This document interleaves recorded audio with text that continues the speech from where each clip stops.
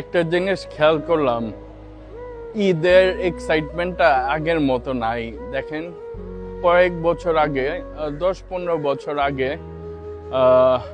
50 টাকা বকশিস পাইলে, 100 টাকা পাইলে যে খুশিটা হইতো, এখন 1000 টাকা পাইলেও, বকশিস পাইলেও ওরকম খুশিটা নাই।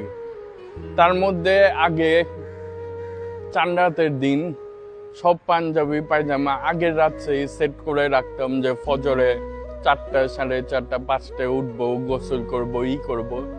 ওই এক্সাইটমেন্ট নাই। তারপর চাঁদ রাতের 2-3 দিন আগে ওই যে এলাকায় এলাকায় ঈদ কার্ড বিক্রি করে না, যেরকম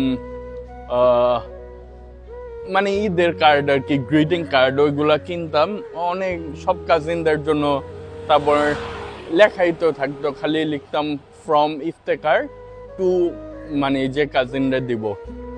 মানে ওই দিনগুলা ভাই আগের মতো নাই।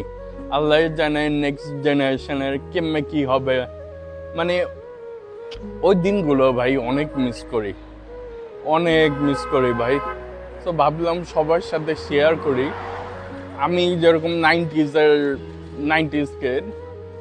এর পোলা, তো আপনারা যদি কেউ রিলেট করতে পারেন এটা, তাহলে কমেন্ট করেন, তাহলে জাস্ট একটা ইনভলভমেন্ট থাকলো, একটু ভালো লাগলো।